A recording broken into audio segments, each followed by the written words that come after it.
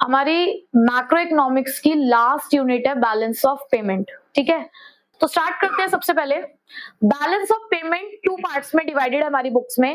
एक है foreign exchange rate के नाम से और दूसरे चैप्टर का नाम तो बैलेंस ऑफ पेमेंट ही रहेगा। ठीक है, आज हम स्टार्ट कर रहे हैं फॉरेन एक्सचेंज रेट वाले चैप्टर से। तो सबसे पहला ही टर्म हमारा है फॉरेन एक्सचेंज रेट। अपनी कंट्री की करेंसी को छोड़कर बाकी दूसरी कंट्री की जितनी भी करेंसीज होती हैं वो सारी करेंसीज हमारी फॉरेन एक्सचेंज कहलाती है। ठीक है, तो फॉरेन एक्सचेंज का एक सिंपल सा टर्म हमने सीखा हुआ है फॉरेन करेंसी। अब फॉरेन एक्सचेंज रेट क्या होता है फिर? फॉरेन एक्सचेंज रेट का मतलब है वो रेट जिस रेट पे दो कंट्री की करेंसी आपस में एक्सचेंज की जा सकती है। जैसे कि अगर आपको कोई एक यूएस डॉलर परचेज करना है तो इंडियन रुपी कितना पे करना पड़ेगा आपको उसके लिए? तो मैंने जस्ट एक एग्जांपल लिया है 78 कि सपोज आपको एक डॉलर के बदले में अपनी इंडियन रुपी 78 रुपीज अगर आपको पे करने पड़ रहे हैं तो ये हमारा वो रेट है जिसपे दो करेंसीज आपस में एक्सचेंज की जा सकती है। ठीक है, सो एक्सचेंज रेट का मतलब क्या है? It refers to the rate at which one currency is exchange for the other. ठीक, अब ये जो रेट डिसाइड किया जाता है, इस रेट को डिसाइड करने के हमारे पास तीन सिस्टम है। तीन तरीके से इस रेट को डिसाइड किया जा सकता है। पहले का नाम है फिक्स्ड एक्सचेंज रेट, दूसरे का नाम है फ्लेक्सिबल एक्सचेंज रेट और थर्ड का नाम है मैनेज्ड फ्लोटिंग रेट सिस्टम। ठीक है, तो पहले हम वन बाय वन तीनों का एक्सप्लेनेशन लेंगे, फिर एक डिफरेंशिएट की तरह इसको देखेंगे और देखेंगे किसके क्या मेरिट्स और क्या डिमेरिट्स है। ठीक है, तो स्टार्ट करते हैं सबसे पहले फिक्स्ड एक्सचेंज रेट सिस्टम। कुछ टॉपिक्स ऐसे होते हैं जो अपने आप को ही एक्सप्लेन करते हैं, सेल्फ एक्सप्लेनेटरी। आपके टॉपिक का नाम है फिक्स्ड एक्सचेंज रेट सिस्टम। ऐसा रेट है जो फिक्स रहता है। अब अगर कोई रेट मार्केट डिसाइड करती होगी, देखो दो लोग डिसाइड करते हैं रेट, या तो गवर्नमेंट डिसाइड करती है या मार्केट डिसाइड करती है। अगर कोई रेट मार्केट डिसाइड करती होगी, अब मार्केट में तो इतने सारे कंज्यूमर्स हैं, इतने सारे हमारे पास सेलर्स हैं। देखो करेंसी के भी बायर्स और सेलर्स होते हैं, तो मार्केट में तो बहुत सारे लोग हैं ना, तो सबकी डिमांड और सबकी सप्लाई के अकॉर्डिंग अगर कोई रेट डिसाइड किया जाएगा तो क्या वो रेट सेम रहेगा, फिक्स रहेगा? वो हर बार अलग होगा, हर बार अलग होगा। क्यों? क्योंकि डिमांड बदलती रहेगी, सप्लाई बदलती रहेगी। तो अगर मुझे कोई एक ऐसा सिस्टम बनाना है जहां पर रेट फिक्स किया जाए तो वो रेट फिक्स करे कौन? गवर्नमेंट। सीधा सा आपके पास आंसर है, गवर्नमेंट फिक्स करे। तो yes, fixed exchange rate system refers to a system in which the exchange rate for a currency is fixed by the government. यानी कि ये वो रेट है जहां पर रेट कौन डिसाइड कर रहा है? गवर्नमेंट डिसाइड कर रही है, उसने फिक्स कर दिया है। ठीक, सेकेंड है हमारे पास। अब इसका पर्पस क्या है, क्यों हम चाहते हैं कि गवर्नमेंट रेट फिक्स करे? भाई देखो, अगर कोई रेट रोज चेंज होगा तो फ्लक्चुएशंस आएंगी, बार बार फ्लक्चुएशंस आएंगी। कभी फिर इंपोर्ट महंगा होगा तो कभी सस्ता होगा, कभी एक्सपोर्ट महंगा होगा तो कभी सस्ता होगा। ऐसे में एक सिंगल अमाउंट पे पहुंचना हमारे लिए डिफिकल्ट होगा। हो सकता है मैंने आज किसी रेट से ट्रांजेक्शन करी हो, कल उसी चीज का रेट फ्लक्चुएट हो गया हो, तो कल वो रेट चेंज हो जाने की वजह से जो टोटल वैल्यू है वो चेंज हो जाएगी। तो हम चाहते हैं कि स्टेबिलिटी मेंटेन रहे हमारी कंट्री के अंदर। So to ensure the stability in the foreign trade and the capital movements, इस सब चीजों के लिए भी समटाइम्स जो रेट है हम चाहते हैं कि हमारी जो गवर्नमेंट है उस रेट को फिक्स करे। ठीक है, अब स्टेबिलिटी मेंटेन करने के लिए गवर्नमेंट करती क्या होगी? देखो, आप मुझे बताओ किसी सामान को कब खरीदना फायदेमंद होता है? जब वो सस्ता होता है, जब या वो महंगा होता है? जब वो सस्ता होगा, है ना। तो गवर्नमेंट क्या करती है, वो फॉरेन करेंसी तब खरीदती है जब वीकर रेट चल रहा होता है। वीकर रेट मतलब जब सस्ती चल रही होती है करेंसी मार्केट के अंदर, और जब उसके पास करेंसी आ जाती है फिर उसे मार्केट में दिख रहा है कि रेट जो है वो हाई जा रहा है, स्ट्रॉन्गर रेट है, तो उस टाइम पे सेल ऑफ करना स्टार्ट कर देती है। तो खुद अपने आप ये सारे काम करके गवर्नमेंट मेंटेन करती है एक फिक्स्ड रेट। ठीक है, उसके बाद बट देखो इन सभी चीजों को करना आसान नहीं है। अब गवर्नमेंट आपके बिहाफ पे सब कुछ एडजस्ट कर रही है, आपको तो रेट उसने फिक्स करके दे दिया है, लेकिन मार्केट में तो रेट चेंज हो रहा है ना। तो उस चीज को मेंटेन करने के लिए गवर्नमेंट अपने पास लार्ज रिजर्व्स मेंटेन करती है ऑफ द फॉरेन करेंसी, ताकि एक्सचेंज रेट मैनेज किया जा सके, ताकि जो फ्लक्चुएशंस है इसको अवॉइड किया जा सके। जब भी उसे लगता है कि यार चेंजेस आ रहे हैं तो अपने रिजर्व्स का इस्तेमाल करती है उस चीज को मेंटेन करने के लिए। ठीक है, उसके बाद हर कंट्री, इसके अलावा each country keeps the value of its currency fixed in terms of some external standard. उसके अलावा यहाँ तो मैंने बात करी कि एक कंट्री की करेंसी दूसरी कंट्री की करेंसी के टर्म्स में एक्सचेंज हो रही है, बट सम टाइम एक करेंसी कुछ अदर चीजों के साथ भी, एक्सटर्नल स्टैंडर्ड्स के साथ भी जो है कंपेयर की जाती है, जैसे कि in terms of gold, in terms of silver और in terms of some precious metals, कि अगर मुझे $1 खरीदना है तो मुझे कितना गोल्ड एक्सचेंज करना पड़ेगा या कितना सिल्वर एक्सचेंज करना पड़ेगा, या कोई भी मेरे पास अगर अदर प्रीशियस मेटल है तो मुझे कितना एक्सचेंज करना पड़ेगा। इन सभी चीजों को बोलते हैं एक्सटर्नल स्टैंडर्ड। जब आप अपनी डोमेस्टिक करेंसी को किसी फॉरेन करेंसी के टर्म्स में टाइड अप कर देते हो, यानी कि जैसे मैंने कहा कि ये डिसाइड हो गया, टाइड अप हो गया है, तो इस प्रोसेस को बोलते हैं पैगिंग। क्या बोलते हैं इस प्रोसेस को? पैगिंग, ठीक है। और इसीलिए इसका दूसरा नाम भी यही है, पैक्ड एक्सचेंज रेट सिस्टम, ठीक है। हमने एक तरीके से इसको पैक्ड कर दिया है। उसके बाद और अपनी करेंसी की वैल्यू जब आप इन टर्म्स ऑफ गोल्ड डिसाइड करते हो या इन टर्म्स ऑफ करेंसी भी, तो उसको बोलते हैं पैरिटी वैल्यू ऑफ करेंसी। क्या बोलते हैं? Parity value. ये कुछ टर्म्स आपको याद रखने हैं, ठीक है। तो हमने फिक्स एक्सचेंज रेट सिस्टम में क्या क्या पढ़ा? सबसे पहली चीज इन शॉर्ट अगर हम देखें, ये एक ऐसा सिस्टम है जहां पर रेट कौन डिसाइड करती है? गवर्नमेंट डिसाइड करती है। क्यों करती है? Because to ensure the stability maintain करने के लिए। तीसरा, करती क्या है स्टेबिलिटी मेंटेन करने के लिए? तब खरीदती है फॉरेन करेंसी जब वीकर रेट होता है, और यस, सेल ऑफ कर देती है जब हमारा स्ट्रॉन्गर रेट चल रहा होता है। इन सभी चीजों को मेंटेन करने के लिए गवर्नमेंट को लार्ज रिजर्व्स मेंटेन करने पड़ते हैं। उसके अलावा हमें एक्सटर्नल स्टैंडर्ड के टर्म्स में भी अपनी करेंसी को सेट करना पड़ता है, जैसे कि गोल्ड, सिल्वर और प्रीशियस मेटल। जब हम गोल्ड के टर्म्स में या अदर करेंसी के टर्म्स में इसको निकालते हैं तो उसको पैरिटी वैल्यू ऑफ करेंसी कहते हैं, और जब एक करेंसी दूसरी करेंसी के साथ टाइड अप हो जाती है तो उस सिस्टम को पैक्ड सिस्टम कहते हैं, ठीक है। फिक्स एक्सचेंज रेट सिस्टम के बारे में हमने पढ़ लिया कि क्या होता है। अब इसके मेरिट्स और डिमेरिट्स क्या होते हैं। सबसे पहला मेरिट तो यही है, देखो जो हमने इसका पर्पस ही पढ़ा कि गवर्नमेंट क्यों फिक्स कर रही है एक्सचेंज रेट, क्योंकि हमें स्टेबिलिटी मेंटेन करनी है। तो पहला मेरिट यही है, स्टेबिलिटी इन एक्सचेंज रेट। यहाँ पर डिमांड और सप्लाई की वजह से बिल्कुल भी रेट को फ्लक्चुएट नहीं किया जाता है। अब जब स्टेबिलिटी दिखती है ना, तो फॉरेन इन्वेस्टर्स भी अट्रैक्ट होते हैं ऐसी कंट्री में इन्वेस्ट करने के लिए, एज वेल एज जो फॉरेन ट्रेड होता है वो भी प्रमोट होता है, क्योंकि यहाँ पर जो बायर होगा, भाई जो भी हमारे इंपोर्टर होगा, उसे पता होगा ना कि कितनी वॉल्यूम का और कितनी वैल्यू का जो आउटपुट है या जो गुड्स और सर्विसेज है वो अवेल करने वाला है, ठीक है। तो स्टेबिलिटी मेंटेन रहती है।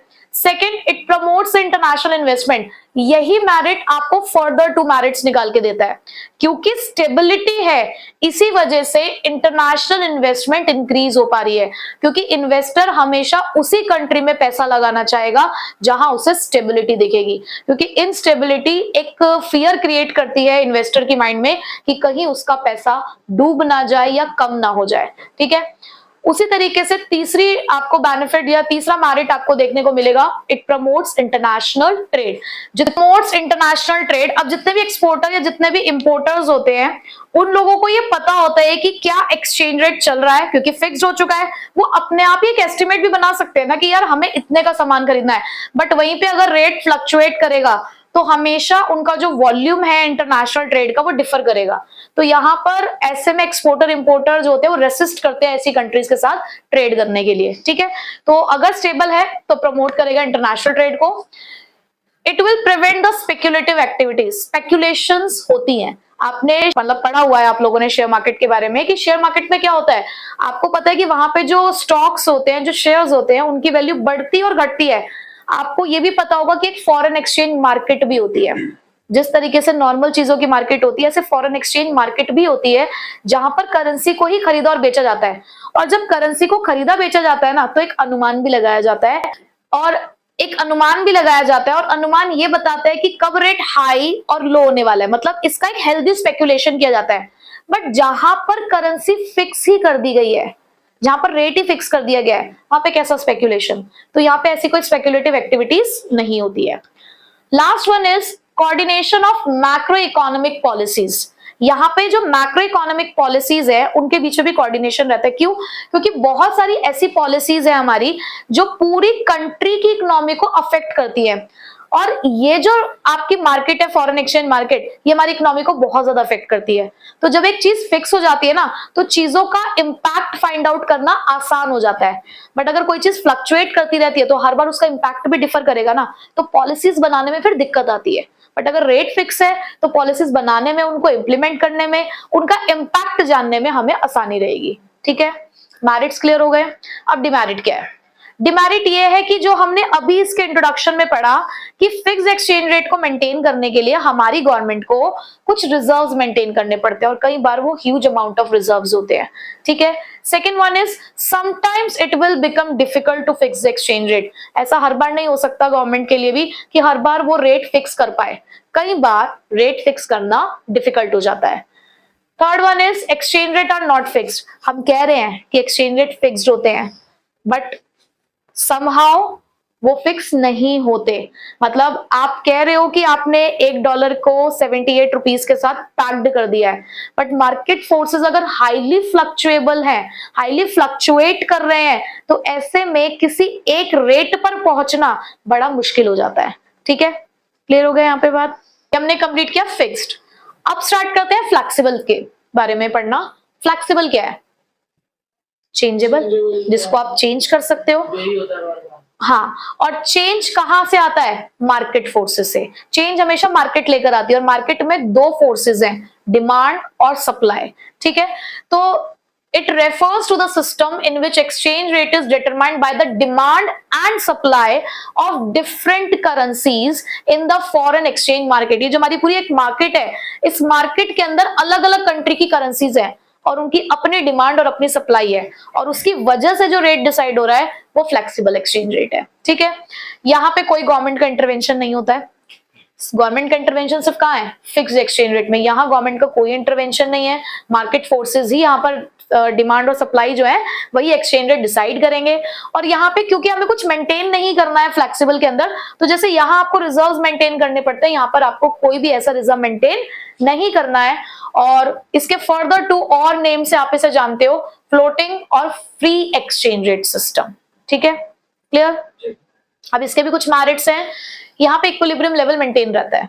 आपको पता है ना, हर इकोनॉमी का एक इक्विलिब्रियम लेवल होता है। आप हमारी डिमांड और सप्लाई फ्लक्चुएट होती है, वो फ्लक्चुएशन अपने आप एक दूसरे को ठीक कर लेती है। आपको याद है हमने एडीएएस पढ़ा है? हाँ। उस एडीएएस में भी तो कई बार ऐसा होता था ना कि एडी ग्रेटर देन एएस होता था, या कभी एएस ग्रेटर देन एडी होता था। तो मार्केट की सिचुएशन अपने आप ही इन दोनों को बराबर कर देती थी ना। ऐसे यहाँ पर भी होता है, कभी सप्लाई ज्यादा होती है तो कभी डिमांड। तो मार्केट की कंडीशन अपने आप ही एडजस्टेबल होती है, तो अपने आप आपका जो इक्विलिब्रियम लेवल है यहाँ पे वो मेंटेन हो जाता है, क्योंकि मार्केट फोर्सेस है हमारे पास। सेकेंड वन इज वही यहीं से निकला ये, no need for the huge foreign exchange reserves. यहाँ पे कोई आपको फॉरेन एक्सचेंज रिजर्व्स मेंटेन करने की जरूरत नहीं होती है, क्योंकि अपने आप सेल्फ एडजस्टिंग सिस्टम है। क्योंकि ये यहाँ पर ऑप्टिमम यूटिलाइजेशन होता है रिसोर्सेज का, क्योंकि यहाँ पे किसी भी तरीके की कोई वेस्टेज नहीं है। आपके मार्केट फोर्सेस ही सब काम कर लेते हैं, आपको कुछ यहाँ पे ज्यादा काम करना ही नहीं पड़ता। आपको सिर्फ देखना है डिमांड क्या चल रही है, सप्लाई क्या चल रही है, कहां पर वो इंटरसेक्ट कर गए हैं। जिस पॉइंट पे इंटरसेक्शन हो जाता है उसी पॉइंट पे रेट डिसाइड हो जाता है। ठीक है, बट डिमेरिट क्या है? फ्लेक्सिबल है तो इंस्टेबिलिटी तो होगी। एक ही चीज मिल सकती है, या तो आप मेरिट्स की तरफ जाओ, और अगर मेरिट्स लोगे तो कुछ डिमेरिट्स फेस करने पड़ेंगे। यहाँ स्टेबिलिटी थी लेकिन अदर डिमेरिट्स थे हमारे पास, तो यहाँ पर तो इंस्टेबिलिटी होती है। जो इसके मेरिट्स हैं वही कहीं ना कहीं इसके डिमेरिट्स बन जाते हैं। जैसे वहां स्पेक्यूलेशन नहीं है, बट यहाँ स्पेक्यूलेशन है। क्यों? क्योंकि यहाँ पर तो रेट लगातार चेंज होता रहता है ना, तो जब रेट चेंज होगा तो हमें स्पेक्यूलेशन तो करने पड़ेंगे। यहाँ पे इन्फ्लेशनरी प्रेशर भी क्रिएट होता है। अगर कभी डिमांड ज्यादा आ गई फॉरेन एक्सचेंज की, तो डिमांड ज्यादा आना हमेशा इन्फ्लेशन को ही रिप्रेजेंट करता है, तो यहाँ पे इन्फ्लेशनरी प्रेशर क्रिएट हो सकता है। ठीक है, तो अब हमारे पास थर्ड रेट है मैनेज फ्लोटिंग रेट सिस्टम। नाम में है मैनेज्ड फ्लोटिंग, दो चीजों का कॉम्बिनेशन है। अभी हमने पढ़ा फिक्स्ड और फ्लेक्सिबल। फिक्स्ड में हमने देखा रेट फिक्स हो गया, गवर्नमेंट ने फिक्स कर दिया। फ्लेक्सिबल में हमने देखा मार्केट फोर्सेस हैं जो उसको चेंज कर रही हैं, और उसी का दूसरा नाम हमने पढ़ा था भी फ्लोटिंग। यहाँ पे मैनेज्ड का मतलब है कि रेट फिक्स है, यहाँ पर वो उस चीज को सिग्निफाई कर रहे हैं कि रेट फिक्स है, मैनेज किया जा रहा है रेट को। और फ्लोटिंग जो फ्लोटिंग है वो क्या रिप्रेजेंट कर रहा है कि रेट चेंज भी हो रहा है। इसका मतलब ये एक ऐसा रेट है जो दोनों की हेल्प से डिटरमाइन किया जाता है, जहां पर गवर्नमेंट का इंटरवेंशन भी है, as well as market forces भी कहीं ना कहीं इसको डिसाइड करते हैं, ठीक है। सो मैनेज फ्लोटिंग एक ट्रेड सिस्टम क्या है? It refers to a system in which foreign exchange rate is determined by the market forces. या मार्केट फोर्सेस भी है, यानी कि डिमांड और सप्लाई भी है, एंड द सेंट्रल बैंक, यानी कि हमारी कंट्री का जो सेंट्रल बैंक होता है आरबीआई, वो भी इन्फ्लुएंस करता है the rate through the intervention in foreign exchange market. कि जब उसे लगता है ना कि बहुत ज्यादा फ्लक्चुएशंस आ रही है, बहुत ज्यादा रेट ऊपर नीचे हो रहा है, तो उस टाइम पे सेंट्रल बैंक को एंटर करना पड़ता है। और उस टाइम पे जब फ्लेक्सिबल रेट चल रहा हो और बहुत ज्यादा फ्लक्चुएशन देखने को मिल रही हो, और तब सेंट्रल बैंक अगर आके इंटरवेन करना शुरू कर दे, तो फिर वो मैनेज फ्लोटिंग बन जाता है। तो मैनेज फ्लोटिंग में दोनों का ही रोल आपको देखने को मिलेगा, इसीलिए इसे एक हाइब्रिड सिस्टम कहा जाता है। हाइब्रिड क्यों? क्योंकि यहाँ पे फिक्स एक्सचेंज रेट भी है जहां पर आरबीआई कंट्रोल कर रहा है, और फ्लोटिंग भी है क्योंकि यहाँ पे मार्केट फोर्सेस भी है। अब सेंट्रल बैंक क्यों घुस रहा है इस मार्केट के अंदर? वो इसलिए आ रहा है क्योंकि उसे फ्लक्चुएशन को कुछ लिमिट्स में रखना है। अगर हम फ्रीली छोड़ देंगे ना, देखो हर एक चीज, तो हर मार्केट में फिर वही मैनिपुलेशन, अनफेयर ट्रेड प्रैक्टिसेस, वो सब चीजें स्टार्ट हो जाएंगी, मतलब वही धोखाधड़ी वगैरह ये सब शुरू होगा। तो कहीं ना कहीं थोड़ा सा कंट्रोल करने के लिए सेंट्रल बैंक आएगा और लिमिट सेट करेगा कि इससे ज्यादा चीजें नहीं चेंज होनी चाहिए। अब क्योंकि यहां पर फिर से सेंट्रल बैंक इंटरवेन कर रहा है उस चीज को मेंटेन करने के लिए, तो उसे रिजर्व भी मेंटेन करना पड़ता है, ताकि जो भी उनकी टारगेट वैल्यू उन्होंने सोची है, जो भी टारगेट वैल्यू उन्होंने सोची, उस टारगेट वैल्यू को वो मेंटेन कर सके। तो एक कंक्लूजन है कि जब भी रेट को मेंटेन करना है तो रिजर्व्स तो बनाने पड़ेंगे, और जब ऐसा कुछ भी नहीं है तो रिजर्व्स बनाने की जरूरत नहीं है। और क्योंकि यहाँ पे इस तरीके से चेंजेस हो रहे हैं कि सेंट्रल बैंक को एंटर करना पड़ रहा है, इसका मतलब मार्केट में कुछ सही नहीं चल रहा होगा। तो नाम भी देखो ना उसका क्या है, it is also known as dirty floating, ठीक है, यानी कि जब फ्लक्चुएशंस बहुत ज्यादा होते होंगे। क्लियर? तो हमने तीनों सिस्टम्स पढ़ लिए हैं। इन्हीं तीनों सिस्टम्स से रिलेटेड कुछ हमारे पास नेक्स्ट टॉपिक है जो कि इंपॉर्टेंट है, जिसके क्वेश्चन पूछा जाता है, बट उसके लिए आपको ज्ञान होना चाहिए था इन तीनों सिस्टम का, ठीक है। हमने पढ़े थे फॉरेन एक्सचेंज सिस्टम, जहां पर हमने तीन तरीके के सिस्टम पढ़े थे। एक था हमारे पास फिक्स्ड एक्सचेंज रेट सिस्टम, फिर दूसरा था हमारे पास फ्लेक्सिबल एक्सचेंज रेट सिस्टम, और थर्ड था हमारे पास मैनेज फ्लोटिंग। उन्हीं सिस्टम से ही निकल कर आए हैं ये दो कॉन्सेप्ट्स, डेप्रिसिएशन, एप्रिसिएशन। सबसे पहले तो डेप्रिसिएशन का मतलब क्या है? डेप्रिसिएशन का मतलब होता है फॉल इन वैल्यू, और यहां पर हम बात कर रहे हैं करेंसी डेप्रिसिएशन की। तो करेंसी डेप्रिसिएशन का मतलब क्या है कि जब किसी डोमेस्टिक करेंसी की वैल्यू फॉरेन करेंसी के टर्म्स में फॉल हो जाती है, डिक्रीज हो जाती है, तो उसे हम करेंसी डेप्रिसिएशन कहते हैं। फॉर एग्जाम्पल, अगर पहले मुझे $1 के बदले में 70 रुपए देने पड़ रहे हैं, लेकिन आज अगर मुझे उसी $1 के बदले में 78 देने पड़ रहे हैं, तो this is known as currency depreciation. आप ये मत देखना कि रुपी इंक्रीज हो गया है, आप ये देखो कि जो वैल्यू ऑफ यूनिट हम परचेज कर रहे हैं वो तो सेम है। जहां पर पहले वो एक यूनिट सिर्फ 70 रुपए में मिल रही थी, आज वही यूनिट आपको 78 रुपीज में मिल रही है। तो ये आपका शो करता है करेंसी का डेप्रिसिएशन। अब इसका सीधा सा मतलब मुझे बताओ, किसकी करेंसी सस्ती हो गई है? इंडिया की। इसका मतलब इंडियन करेंसी की वैल्यू फॉरेन करेंसी की वैल्यू के टर्म्स में डिक्रीज हो गई है। इसका मतलब हम ये कह सकते हैं हमारे लिए डॉलर महंगा हो गया है। अब अगर हमारे लिए डॉलर महंगा हो गया है, तो हमारे लिए फॉरेन गुड्स सस्ते पड़ेंगे या महंगे? महंगे पड़ेंगे। तो यहां से देखो आपको एक और कॉन्सेप्ट निकल कर आया कि जब करेंसी का डेप्रिसिएशन होता है, रटना नहीं, बिल्कुल भी समझना, कि जब करेंसी का डेप्रिसिएशन होता है इसका मतलब हमारी करेंसी सस्ती हो गई है, हमारे लिए डॉलर महंगा हो गया है। डॉलर महंगा होते ही फॉरेन गुड्स हमारे लिए डियरर हो जाते हैं। डियरर का मतलब होता है एक्सपेंसिव, कॉस्टली, ठीक है। और वहीं पे उन लोगों के लिए हमारे गुड्स क्या हो जाएंगे? डोमेस्टिक गुड्स चीपर, क्योंकि हमारी करेंसी सस्ती हो गई ना। अगर हमारी करेंसी सस्ती हो गई इसका मतलब वो हमारे यहाँ का सामान ज्यादा खरीद सकते हैं, तो इसका मतलब डोमेस्टिक गुड्स क्या हो गए होंगे? चीपर। यहां तक बात समझ आई या नहीं? अब इसका इफेक्ट आप अपने आप जज कर लोगे। अगर डोमेस्टिक गुड्स सस्ते हो गए हैं और फॉरेन गुड्स महंगे, तो इंपोर्ट्स पे क्या फर्क पड़ेगा? हमारे लिए फॉरेन गुड्स महंगे हो रहे हैं ना, तो हम इंपोर्ट्स गिराएंगे ना, हम इंपोर्ट्स कम करेंगे ना, क्योंकि हमारे लिए बाहर का सामान खरीदना महंगा पड़ रहा है, तो इंपोर्ट्स डाउन हो जाएंगे। बट उन लोगों के लिए हमारे डोमेस्टिक गुड्स सस्ते पड़ रहे हैं, तो हमारे यहाँ से हमारे यहाँ से ज्यादा से ज्यादा सामान बाहर जाएगा, इसका मतलब एक्सपोर्ट्स बढ़ जाएंगे। सीधी सी बात। अगर एक्सपोर्ट बढ़ेंगे, एक्सपोर्ट बढ़ने का मतलब हमारे पास पैसा आएगा, हमारे पास पैसा आएगा इसका मतलब नेशनल इनकम बढ़ जाएगी। समझ आ गया कॉन्सेप्ट? ऐसे याद हो गया? कौन सा एक्सचेंज रेट होता है ये? फ्लेक्सिबल। ये फॉलो किया जाता है फ्लेक्सिबल एक्सचेंज रेट में, ठीक है। बस अगर ये समझ में आ गया, एप्रिसिएशन अपने आप आ जाएगा। जहां पर डेप्रिसिएशन डिक्रीज इन वैल्यू है वहीं पर एप्रिसिएशन इंक्रीज इन वैल्यू है, कि फॉरेन करेंसी के टर्म्स में हमारी करेंसी की जो वैल्यू है वो क्या हो गई है? इंक्रीज हो गई है। फॉर एग्जाम्पल, पहले मुझे $1 के बदले में 80 रुपए भरने पड़ रहे थे, अब मुझे उसी $1 के लिए सिर्फ 75 रुपीज देने पड़ रहे हैं। सस्ता हो गया ना मेरे लिए डॉलर, तो इसे बोलेंगे करेंसी का एप्रिसिएशन। अच्छा जी, अब जब करेंसी का एप्रिसिएशन हुआ, अब किसकी करेंसी सस्ती हुई? कंपैरिजन करना, पहले के कंपैरिजन में उनकी सस्ती हो गई। अब जब उनकी करेंसी सस्ती हो गई तो हमारे लिए फॉरेन गुड्स क्या हो गए? अब हमारे लिए फॉरेन गुड्स चीपर हो गए, और हमारे खुद के गुड्स उनके लिए क्या हो गए? डियरर, जिसे आप एक्सपेंसिव, कॉस्टली कुछ भी बोल सकते हो, ठीक है। अब बताइए इंपोर्ट्स पे क्या फर्क पड़ेगा करेंसी एप्रिसिएशन से? भाई हमारे लिए फॉरेन गुड्स सस्ते हो रहे हैं तो हम यहाँ पर इंपोर्ट्स बढ़ा सकते हैं। एक्सपोर्ट्स का क्या होगा? उनके लिए हमारा सामान महंगा पड़ रहा है तो क्या हो जाएंगे? एक्सपोर्ट्स घट जाएंगे। जब एक्सपोर्ट्स घट जाएंगे तो नेशनल इनकम भी घट जाएगी। ये भी फ्लेक्सिबल एक्सचेंज रेट में चलता है। एप्रिसिएशन डेप्रिसिएशन दोनों फ्लेक्सिबल एक्सचेंज रेट का पार्ट है। क्लियर हो गया आप लोगों को? ये कंप्लीट कर लीजिए। डेप्रिसिएशन और एप्रिसिएशन वो कौन से एक्सचेंज रेट का पार्ट थे? फ्लेक्सिबल। लेकिन फिक्स्ड एक्सचेंज रेट भी तो है हमारे पास।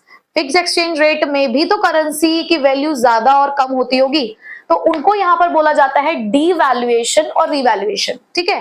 तो समटाइम्स हमसे डिफरेंस पूछ लिया जाता है between the devaluation and depreciation या रीवैल्यूएशन एंड एप्रिसिएशन, ठीक है। तो मैंने उस डिफरेंस की फॉर्म में ही लिखा है यहाँ पर, बहुत ज्यादा लंबा चौड़ा कॉन्सेप्ट नहीं है डीवैल्यूएशन और रीवैल्यूएशन का। तो सबसे पहले मीनिंग अगर आप देखोगे आपको बिल्कुल सेम लगेगा, that devaluation refers to the reduction in the price of domestic currency in terms of foreign currency। अभी हमने डेप्रिसिएशन की भी तो यही डेफिनेशन पढ़ी कि डेप्रिसिएशन का मतलब क्या होता है कि जब डोमेस्टिक करेंसी की वैल्यू फॉल हो जाती है, रिड्यूस हो जाती है इन terms of foreign currency. But ये काम कौन करता है? गवर्नमेंट करती है। लेकिन डेप्रिसिएशन में अगर आप देखो बिल्कुल सेम डेफिनेशन है, यहां हमने लिख दिया फॉल इन वैल्यू, बट वो किसके थ्रू होती है? Bye the market forces. Currency यानी कि डिवैल्यूएशन कब देखने को मिलेगा? गवर्नमेंट की वजह से, क्योंकि गवर्नमेंट ही यहाँ पर डिसीजन लेती है।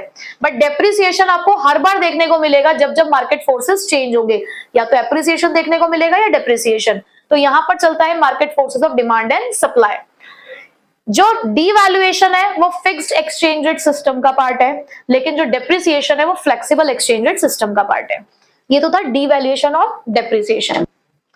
अब रीवैल्यूएशन और एप्रिसिएशन क्या है? रीवैल्यूएशन का मतलब क्या होता है? Increase in price of domestic currency in terms of foreign currency bye the government. जहां पर वो रिडक्शन है प्राइस का, ये इंक्रीज है। यहाँ पे गवर्नमेंट या तो करेंसी को क्या कर रही है? डोमेस्टिक करेंसी की वैल्यू को इन टर्म्स ऑफ फॉरेन करेंसी क्या कर रही है? इंक्रीज कर रही है। ये गवर्नमेंट का पॉलिसी डिसीजन है। बट वहीं पे जब मार्केट फोर्सेस की वजह से आपकी करेंसी की वैल्यू राइज या फॉल हो रही है, तो राइज वाले केस को हम क्या बोलते हैं? एप्रिसिएशन, ठीक है। मैंने इसके आगे के डिफरेंस नहीं लिखे, क्यों? क्योंकि यही दो पॉइंट्स यहाँ पर भी आते हैं आपके, यहाँ पर भी यही दो पॉइंट बिल्कुल सेम आएंगे कि ये भी गवर्नमेंट की वजह से होता है, ये market forces of demand and supply की वजह से होता है। यहाँ पर भी ये भी फिक्स्ड एक्सचेंज रेट सिस्टम का पार्ट है और ये फ्लेक्सिबल एक्सचेंज रेट सिस्टम का पार्ट है, ठीक है। तो इसलिए मैंने नहीं लिखा है। अगर आपको एग्जाम में आता है रिवैल्यूएशन और एप्रिसिएशन, तो यही दोनों सेम पॉइंट आप इसके आगे ऐड कर देना, ठीक है। तो इसलिए मैंने ये दो पॉइंट बीच पे रखे, डिफरेंसेस ऊपर नीचे। क्लियर? कोई दिक्कत यहाँ तक के कॉन्सेप्ट में? Demand and supply for foreign exchange, ठीक है। अब हम यहाँ पे चेक कर रहे हैं कि फॉरेन एक्सचेंज की हमें डिमांड कब होती है और हम सप्लाई कब करते हैं। अब देखो, डिमांड और सप्लाई से पहले आपको एक चीज समझनी होगी कि डिमांड से मतलब है कि हमें फॉरेन एक्सचेंज चाहिए। क्यों चाहिए? क्योंकि हमें कुछ सामान खरीदना होगा फॉरेन करेंसी में। डिमांड हमेशा आउटफ्लो को रिप्रेजेंट करता है, ठीक है। ये बात ध्यान रखना। जब भी आप किसी चीज के लिए किसी चीज की डिमांड करते हो तो डिमांड हमेशा आपके खर्चे को ही रिप्रेजेंट करती है, क्योंकि अगर आप किसी चीज को डिमांड करो दैट मींस आपको कुछ खरीदना है तो पैसों की जरूरत है। तो डिमांड हमेशा किस चीज को रिप्रेजेंट करता है? आउटफ्लो को। वहीं पे सप्लाई किस चीज को रिप्रेजेंट करेगा? इनफ्लो, कि हमारे पास वो फॉरेन करेंसी आएगी, यहाँ पर हम कुछ सामान ऐसा दे रहे होंगे जिसकी वजह से हमारे पास पैसा आएगा, ठीक है। तो डिमांड को रिप्रेजेंट करने के आपके पास ये कुछ फैक्टर्स हैं। ये कुछ आपके पास सोर्सेज कह सकते हो, आप इसके ऊपर हेडिंग भी डाल सकते हो कि ये क्या है आपके लिए, ये है सोर्सेज ऑफ डिमांड, लिख ही लो, मैं तो कह रही हूं ये है आपके लिए सोर्सेज ऑफ डिमांड। और ये सारे के सारे जो इधर आपने फैक्टर्स लिखे हैं वो सारे हैं सोर्सेज ऑफ सप्लाई, कि कहां से आपके पास फॉरेन करेंसी आती है, और ये सोर्सेज है कहां से आपके पास से फॉरेन करेंसी जाती है। सबसे पहला पॉइंट है इंपोर्ट। इंपोर्ट का मतलब क्या होता है, खरीदारी, सामान खरीद रहे हो भाई। अगर आप बाहर की कंट्री से गुड्स खरीदोगे या उनकी सर्विस लोगे तो आपके पास से तो पैसा जाएगा, तो ठीक है, इंपोर्ट एक सोर्स है डिमांड का। दूसरा, घूमने जा रहे हो तुम फॉरेन कंट्रीज के अंदर, आप फॉरेन टूर्स लगा रहे हो तो पैसा खर्च करोगे। तीसरा, यूनिलेटरल ट्रांसफर। अब यूनिलेटरल का मतलब क्या होता है, वन साइडेड, और ट्रांसफर का मतलब क्या होता है, पैसा ट्रांसफर, मतलब कहीं पे भेजना। तो जब हमारी कंट्री से अब्रॉड में पैसा जाता है, कैसे जाता है, सपोज करो कि किसी के रिलेटिव रहते हैं, किसी का बच्चा जो है वो स्टडी के पर्पज से या कोई मेडिकल ट्रीटमेंट के लिए कहीं बाहर गया हुआ है, तो यहां से अगर वो फैमिली पैसा भेज रही है फॉरेन कंट्रीज के अंदर तो उसे हम बोलेंगे यूनिलेटरल ट्रांसफर्स। ठीक है, वन साइडेड इसलिए है कि इन रिटर्न कुछ भी नहीं हो रहा है, कोई प्रोडक्टिव एक्टिविटी नहीं की जा रही है। नेक्स्ट, अगर आपने फॉरेन कंट्री में कोई एसेट परचेज किया हो या कोई फॉरेन कंट्री में कोई सामान खरीदा हो, जैसे आपने कोई बिल्डिंग खरीद रखी है, कोई जमीन खरीद रखी है, या आपने किसी फॉरेन कंट्री के शेयर्स खरीद रखे हो, उनके एसेट्स में आप इन्वेस्ट कर सकते हो, चाहे वो फिजिकल एसेट्स हैं चाहे वो फाइनेंशियल एसेट्स हैं, मतलब शेयर्स, डिबेंचर्स भी आप किसी फॉरेन कंपनी के खरीद सकते हैं। अब स्पेक्यूलेशन क्या होता है, देखो स्पेक्यूलेशन का मतलब है कि सपोज आपको ऐसी न्यूज पता चली कि जो यूएस डॉलर है वो इन फ्यूचर महंगा होने वाला है। इन फ्यूचर अगर आज वो 70 रुपए का है तो इन फ्यूचर वो 80 रुपए का होने वाला है, तो आप क्या करोगे, अभी खरीदना शुरू करोगे ना, आप अभी खरीदना शुरू करोगे, यानी कि इस टाइम पे आप अपना बाइंग नेचर शो करोगे कि आप यूएस डॉलर को खरीदोगे, आप फॉरेन करेंसीज को खरीदना शुरू करोगे।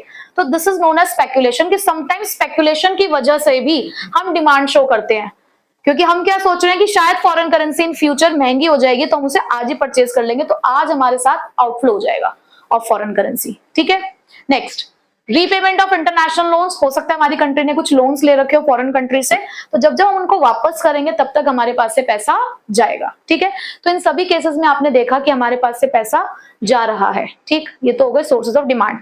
Just opposite sources of supply, क्योंकि वहां पे पैसा आना है।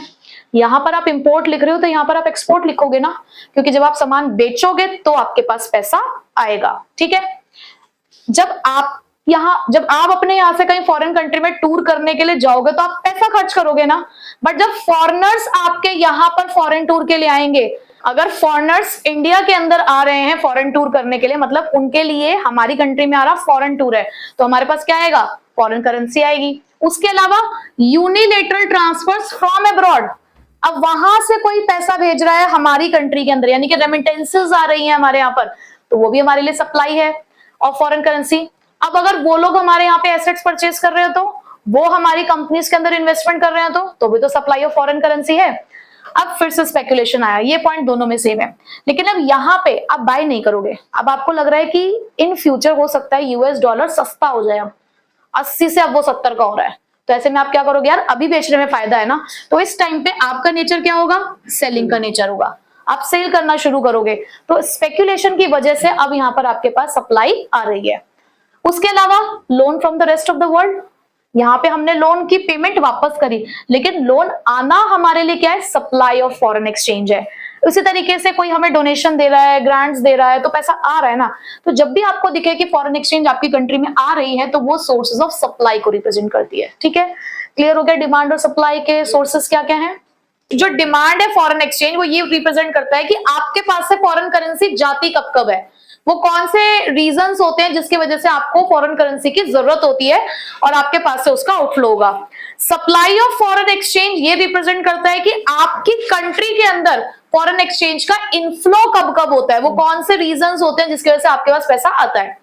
अब यहां पर हमें समझना है कि डिमांड फॉर फॉरेन करेंसी अगर राइज होती है तो उसका रीजन क्या है, तो बहुत सिंपल सा रीजन है। आपको ये डिमांड और सप्लाई, ये आप पहली बार नहीं पढ़ रहे हो, आपने माइक्रो इकोनॉमिक्स में डिमांड और सप्लाई का पूरा कॉन्सेप्ट पढ़ा है, और वही कॉन्सेप्ट आज यहाँ पर यूज होगा।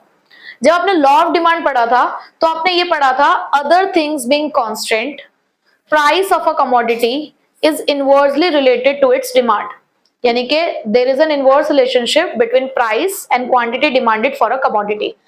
जब यहाँ पर हम फॉरेन करेंसी की बात कर रहे हैं ना, तो हमारे लिए फॉरेन करेंसी भी एक कमोडिटी है यहाँ पे, क्योंकि उसको भी तो मार्केट में एज अ गुड बेचा जा रहा है।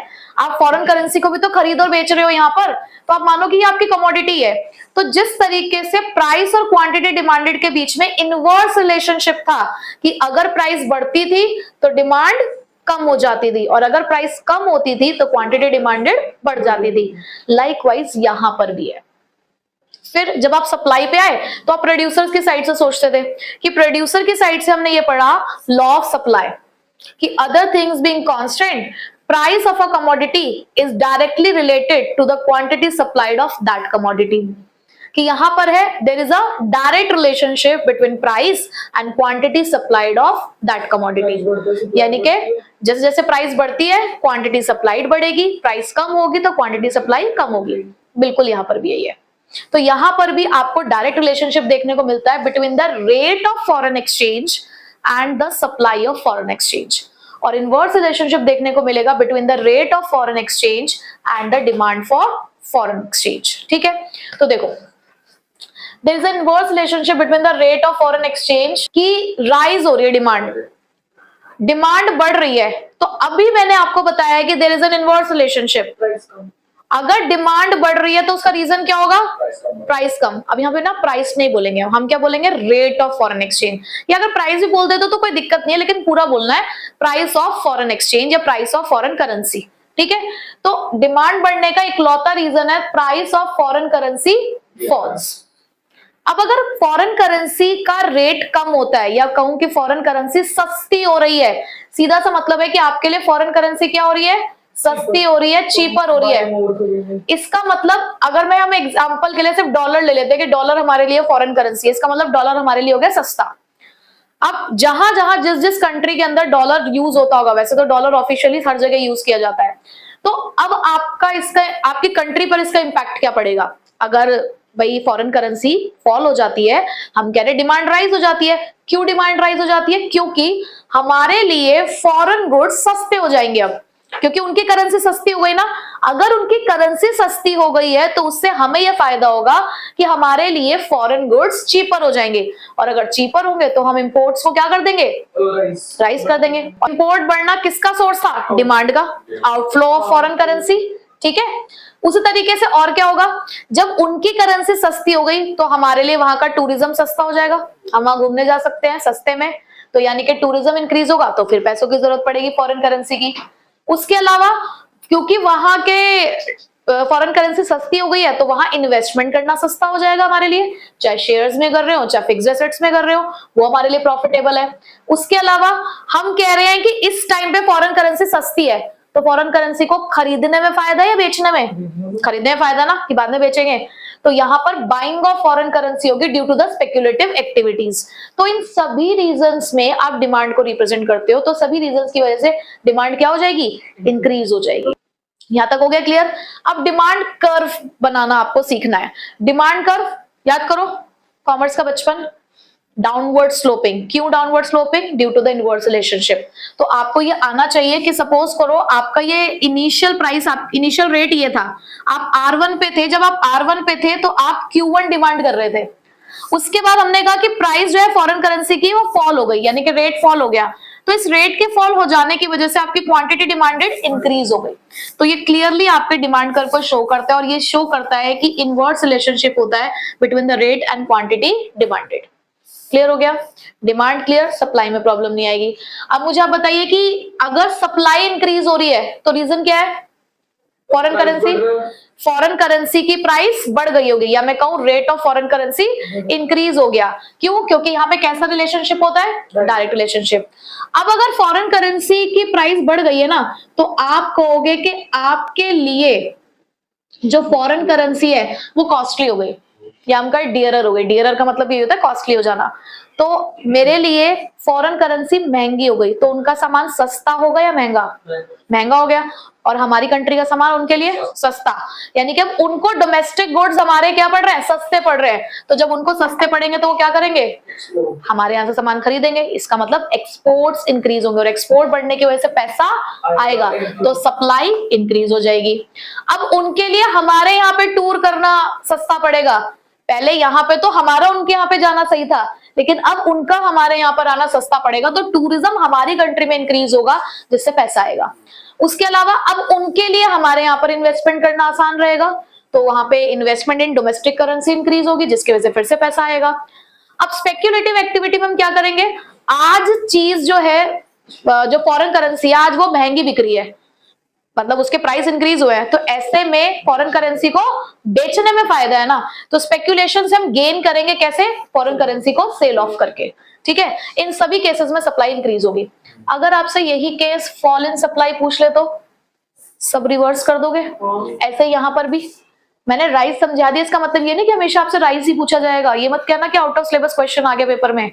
राइज है, फॉल है, आपने राइज समझ लिया, फॉल अब आपको आना चाहिए, क्योंकि आपको रिलेशनशिप पता है कि क्या होता है। ठीक है, अब यहाँ पे आपने कहा कि राइज इन सप्लाई क्यों हुआ, क्योंकि रेट इंक्रीज हुआ। तो पहले आप R1 रेट पे थे तो Q1 क्वांटिटी सप्लाई कर रहे थे, जैसे रेट इंक्रीज हुआ आपने Q2 क्वांटिटी सप्लाई करनी शुरू कर दी, जिससे आपको एक अपवर्ड स्लोपिंग सप्लाई कर मिल गया। ठीक है, आपको इंडिविजुअल डिमांड और सप्लाई कर बनाना आ गया। अब इसी की हेल्प से हम लोग ये सीखेंगे कि किस तरीके से फॉरेन एक्सचेंज मार्केट के अंदर रेट डिसाइड होता है, how foreign exchange rate is determined. अब ये हमारा क्वेश्चन रहेगा। अब हमारे पास नेक्स्ट क्वेश्चन अराइज होता है, how foreign exchange rate is determined, यानी कि फॉरेन मार्केट के अंदर हम किस तरीके से रेट डिटरमाइन करते हैं। तो वही सेम कॉन्सेप्ट है जो आपने क्लास 11th में पढ़ा है। आपने अभी अभी देखा कि डिमांड कर्व कैसे बनता है, डाउनवर्ड स्लोपिंग।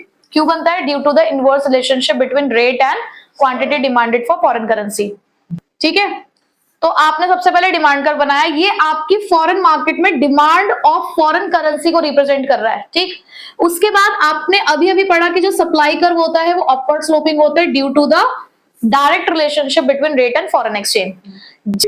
जिस पॉइंट पे डिमांड और सप्लाई इक्वल हो जाते हैं उसी पॉइंट को हम बोलते हैं द इक्विलिब्रियम पॉइंट। और उस इक्विलिब्रियम पॉइंट पे जो रेट एस्टैब्लिश हुआ, आपका जो रेट डिटरमाइन हुआ, वही है आपका इक्विलिब्रियम रेट।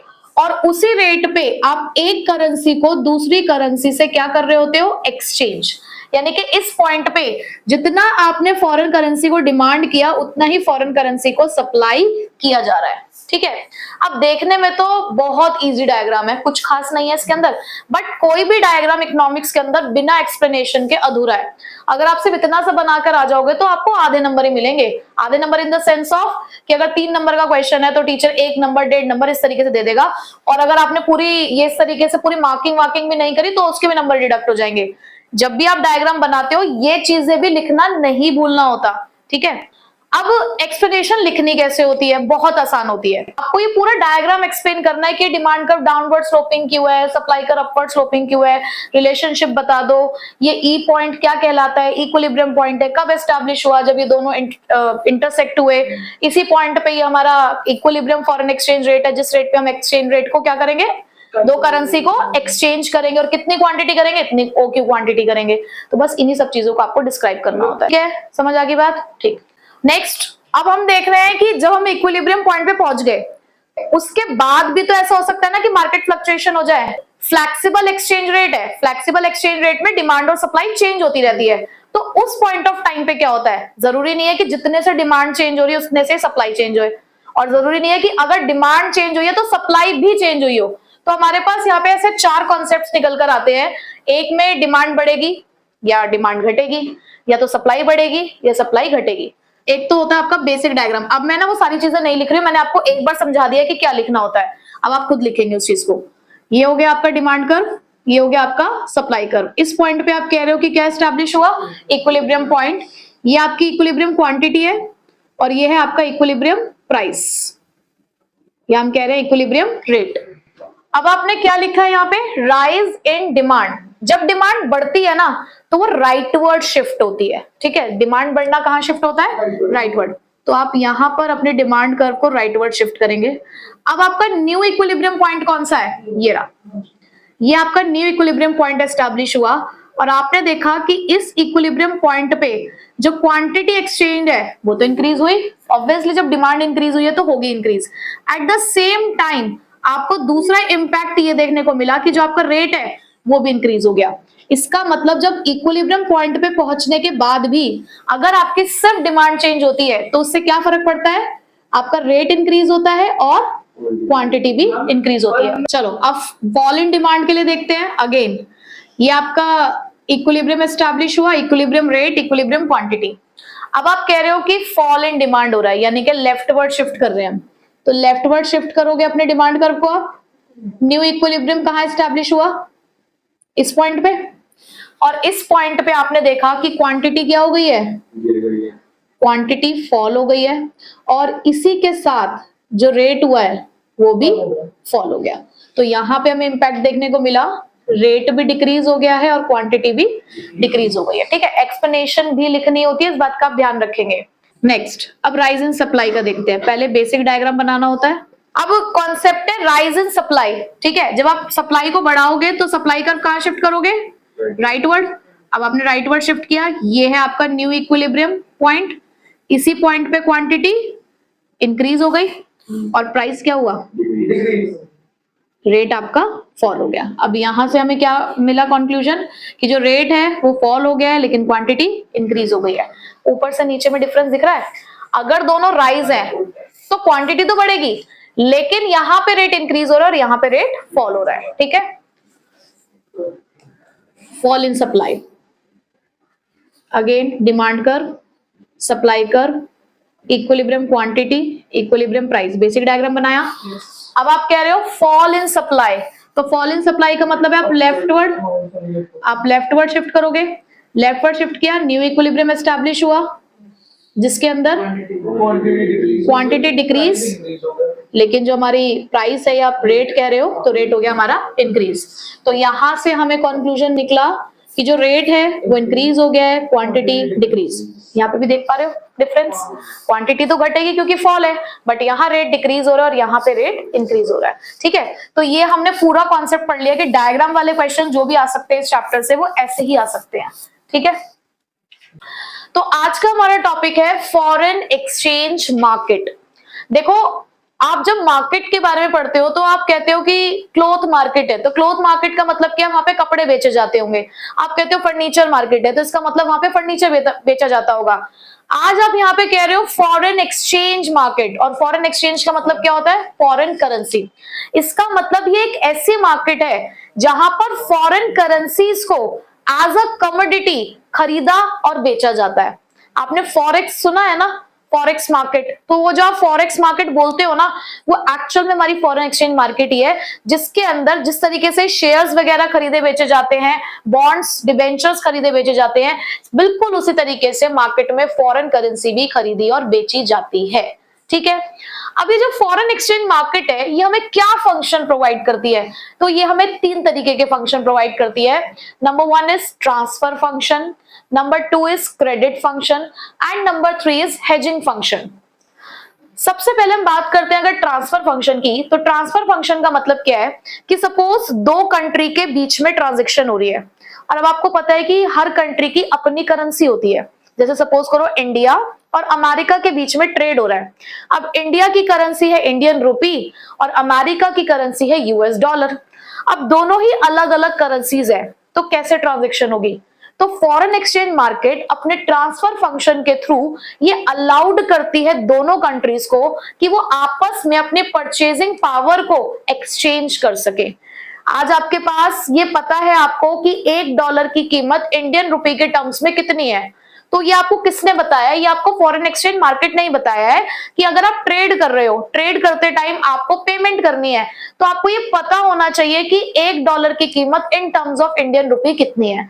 तो ये तो ये जो पता चल पा रहा है आपको, ये किसकी हेल्प से पता चल पा रहा है? ट्रांसफर फंक्शन की हेल्प से। So it perform through the credit instrument. अच्छा, अब ये काम होता कैसे है? कुछ क्रेडिट इंस्ट्रूमेंट्स होते हैं, जैसे कि बिल्स ऑफ एक्सचेंज, सुना है कभी? अकाउंटेंसी में सुना होगा। बिल्स ऑफ एक्सचेंज का मतलब क्या होता है कि जैसे हमने किसी से सामान खरीदा उधार पे, तो ना एक बिल बना दिया जाता है। जिसने पैसा देना होता है उसके लिए वो बिल्स पेएबल होता है, और जिसको पैसा मिलना होता है उसके लिए बिल्स रिसीवेबल होता है, और इसको हम इन जनरल टर्म्स बोलते हैं बिल्स ऑफ एक्सचेंज। और यहाँ पे वो बिल्स ऑफ एक्सचेंज क्योंकि फॉरेन करेंसी में है, इसलिए इसको क्या बोल दिया गया? Bills of foreign exchange. उसके अलावा कुछ बैंक ड्राफ्ट्स होते हैं, टेलीफोनिक ट्रांसफर्स भी होते हैं, तो उसके थ्रू, ट्रांसफर फंक्शन के थ्रू आप ये सारे काम कर सकते हो। ठीक, नेक्स्ट द क्रेडिट फंक्शन। अब क्रेडिट फंक्शन के अंदर क्या होता है? It provides the credit for the foreign trade. आपको पैसों की जरूरत है। अब आपको पैसों की जरूरत क्यों है? क्योंकि एक इंपोर्टर को ना, जैसे कि जब उसने बाहर से सामान खरीदा, तो जब बाहर से सामान खरीदते हो ना, तो वो पोर्ट यानी कि जो डेस्टिनेशन होता है वहां पर रखा हुआ है सामान, बट उसका पोसेशन लेने के लिए पहले आपको पेमेंट करनी होती है। अब सपोज करो आपके पास पेमेंट करने के लिए पैसा नहीं है, तो फॉरेन एक्सचेंज मार्केट आपको उस काम के लिए भी पैसा देगी ताकि आप पोसेशन ऑफ गुड्स ले सको, मार्केट में बेच सको उन सामान को, और जो भी आपके बिल्स हैं उन्हें पे ऑफ कर सको। ठीक है, so it provides the credit for the foreign trade. Credit is required by the importer to take the possession of the goods, sell them and obtain the money to pay off the bill. Second function clear? Third, hedging function. अब इस function को समझने से पहले हम hedging का मतलब समझ लेते हैं कि इसका मतलब क्या होता है। इन दोनों का मतलब तो आपको वैसे भी समझ आ रहा होगा। तो हेजिंग का मतलब क्या होता है? When the exporters and importers enter into an agreement to sell and buy the goods on some future date at current prices and exchange rate. अब क्या मतलब है इसका?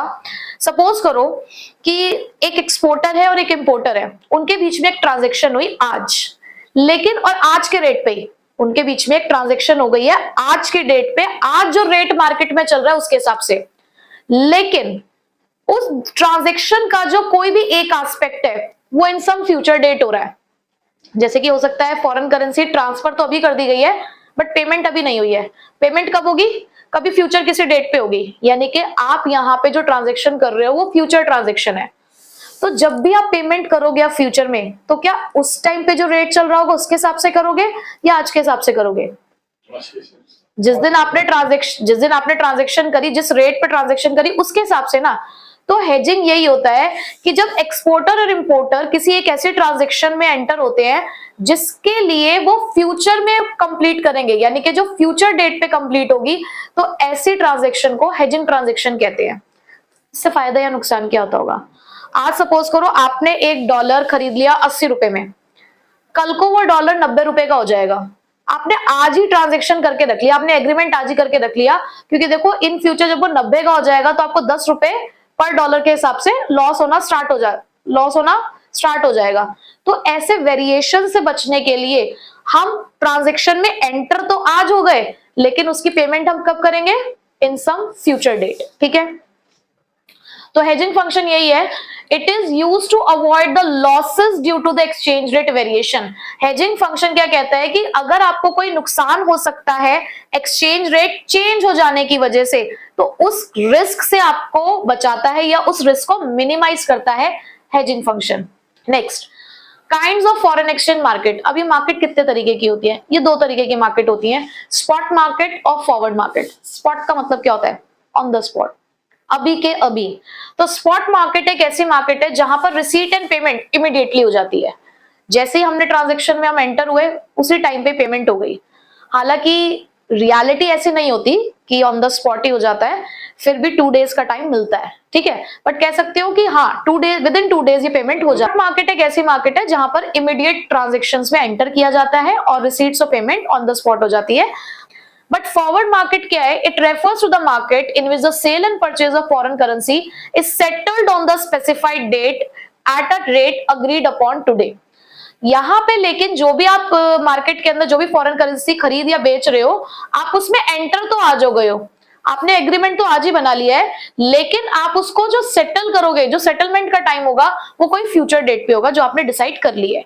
तो इसीलिए इसको फ्यूचर मार्केट भी कहा जाता है। ठीक है, जिस रेट पे आप स्पॉट मार्केट में ट्रांजेक्शन करते हो उसे स्पॉट रेट कहते हैं, और जिस रेट पे आप फॉरवर्ड मार्केट में ट्रांजेक्शन कहते हो उसको फॉरवर्ड एक्सचेंज रेट कहते हैं। ठीक है, अच्छा, फॉरवर्ड मार्केट भी आपको 2 फंक्शन प्रोवाइड करती है। पहला तो हेजिंग फंक्शन ही, आपने हेजिंग फंक्शन में यही तो पढ़ा कि जब फ्यूचर में हम ट्रांजेक्शन करते हैं तो उसके लॉस को मिनिमाइज करने के लिए हम हेजिंग फंक्शन का यूज करते हैं। तो ये आपके जो रिस्क ऑफ लॉस है उसको मिनिमाइज करता है। एट द सेम टाइम यहाँ पर आपको प्रॉफिट्स होने के चांसेस भी होते हैं, क्योंकि आपको लग रहा है कि इन फ्यूचर करेंसी महंगी होने वाली है तो आप उसे आज ही खरीद रहे हो ना, तो ये आपको स्पेकुलेशन के थ्रू आपको प्रॉफिट कमाने में भी हेल्प करती है। ठीक है, क्लियर हो गया यहाँ तक का पूरा चैप्टर?